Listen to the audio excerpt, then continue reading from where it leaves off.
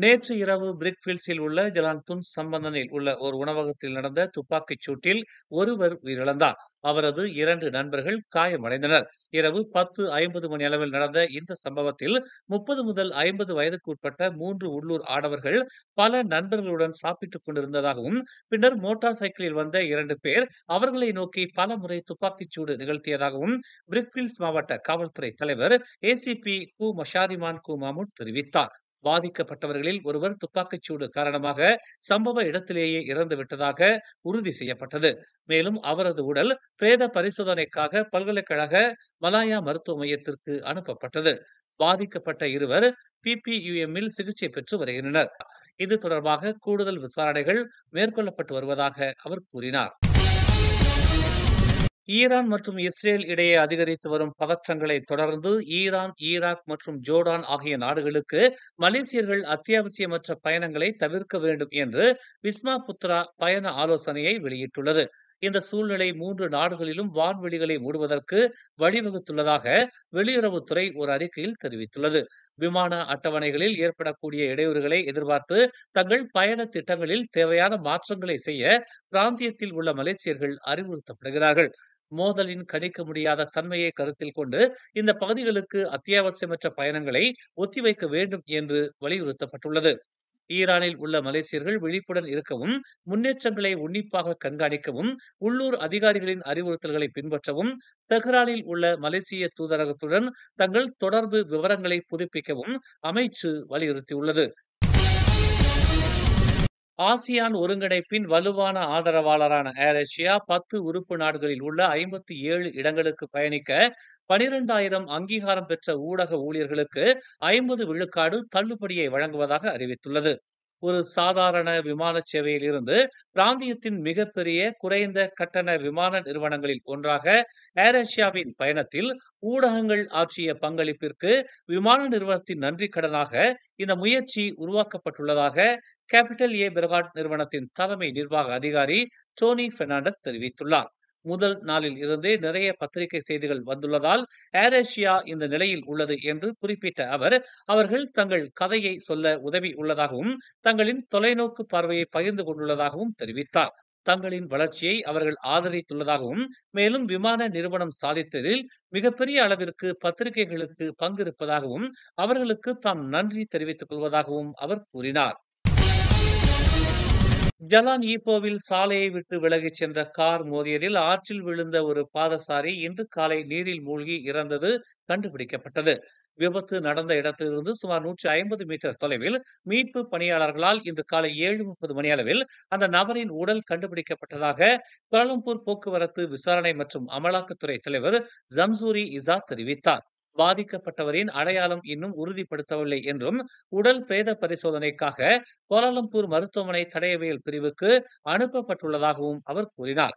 விபத்து குறித்து மேலும் விசாரணைகள் நடைபெற்று வருவதாக அவர் தெரிவித்தார். 39 வயது வங்கதேச நபர் ஓட்டிச் சென்ற கார் கெப்போங் ரவுண்டனாவை நோக்கி செல்லும் போது கட்டுப்பாட்டை இழந்து 43 வயது வியட்நாமிய பெண் ஓட்டிச் சென்ற மற்றொரு காருடன் மோதியதாக முதற்கட்ட விசாரணையில் கண்டறியப்பட்டதாக போலீசார் தெரிவித்தனர். முதல் கார் பின்னர் ஒரு பாதசாரி மீது மோதியது. பின்னர் ஒரு பாலத்தின் கீழ் விழுந்து காங்கிரீட் கட்டமைப்புகள் மற்றும் இரும்பு குழாய்களுக்கு இடையில் அந்த வாகனம் சிக்கிக் கொண்டது. ஓட்டுநர் காயமடைந்து சிகிச்சைக்காக கோலாலம்பூர் மருத்துவமனைக்கு அனுப்பப்பட்டார். ஜெலி கெரிக் கிழக்கு மேற்கு நெடுஞ்சாலையில் கடந்த திங்கட்கிழமை நிகழ்ந்த விபத்தில் காயமடைந்த 7 பேர் மட்டுமே இன்னும் அரசு மருத்துவமனைகளில் சிகிச்சை பெற்று வருவதாக தெரிவிக்கப்பட்டுள்ளது. அவர்களில் 4 பேர் உப்சி மாணவர்கள் என்றும், அவர்களில் 2 தைப்பிங் மருத்துவமனையிலும், மற்ற 2 இங்குள்ள ராஜா பெர்மைசூரி பைனூன் மருத்துவமனையிலும் சிகிச்சை பெற்று வருவதாகவும் கெரிக் காவல்துறை தலைவர் டிஎஸ்பி முகமது ஃபிர்டாவுஸ் அப்துல்லா கூறினார். ஒரு பெண் மற்றும் 2 குழந்தைகள் உட்பட மற்ற 3 பேர் விபத்தில் சிக்கிய அல்சா காரில் இருந்த பயணிகள் என்றும், அவர்கள் மூவரும் கெடாவின் பாலிங் மருத்துவமனையில் சிகிச்சை பெற்று வருவதாகவும் அவர் கூறினார்.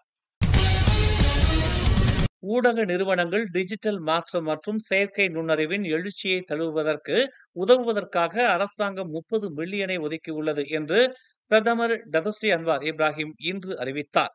இது தொழில்துறைக்கு இதுவரை இல்லாத அளவுக்கு மிகப்பெரிய ஒதுக்கீடு என்று தெரிவித்த அன்வார், இந்த நிதி பத்திரிகையாளர்களுக்கு, குறிப்பாக இளையோருக்கு பயிற்சி, திறன் மேம்பாடு மற்றும் வெளிப்பாட்டிற்காக பயன்படுத்தப்படும் என்றும், இந்த தொழில் பின்தங்கி இருக்காமல் இருப்பதை உறுதி செய்யும் என்றும் அவர் கூறினார்.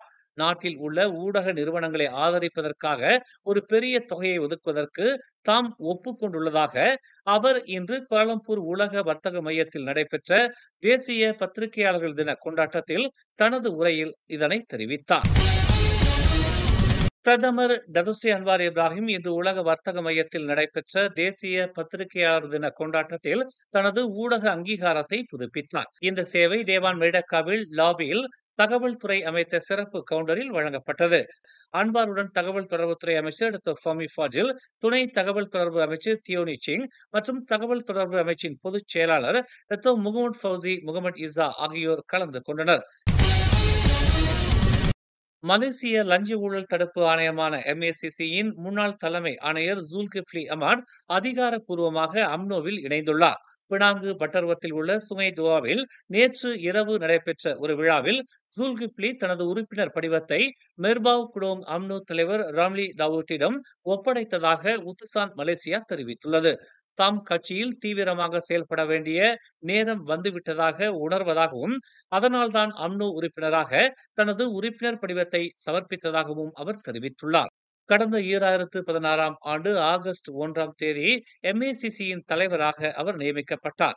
மேலும் 14வது பொதுத் தேர்தலில் வெற்றி பெற்றதை தொடர்ந்து பக்காத்தான் ஹரப்பான் அரசாங்கத்தை அமைத்த பிறகு 2018ஆம் ஆண்டு அவர் ராஜினாமா செய்தார்.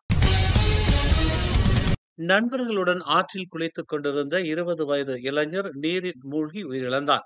இன்று காலை 10:05 மணிக்கு கூலிமில் உள்ள சுங்கை செடியும் சுற்றுலா தலத்திலிருந்து அவசர அழைப்பை பெற்றதும் சம்பவ இடத்திற்கு மீட்புத்துறை அதிகாரிகளுடன் விரைந்ததாக கூலி மாவட்ட மீட்புத்துறை உதவி இயக்குநர் அஸ்மீர் ஹசான் தெரிவித்துள்ளார்.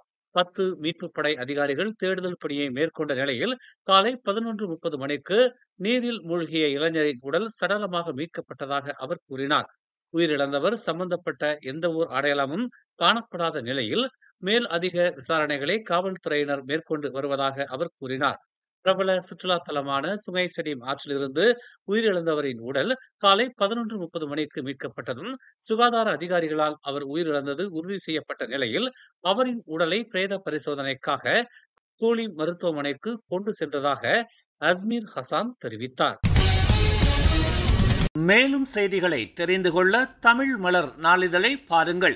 உடனுக்குடன் செய்திகளை தெரிந்து கொள்ள தமிழ் மலர் இணையதளம், தமிழ் மலர் செயலி மற்றும் மலர் டிவி யூடியூப் சேனலை வலம் வாருங்கள். எங்களோடு இணைந்திருக்க மலர் டிவியை பதிவு செய்து கொள்ளுங்கள். உறவுகள் மகிழ்ந்திட விருப்பம் மற்றும் பகிர்வு சேவையை சொடுக்கிடுங்கள்.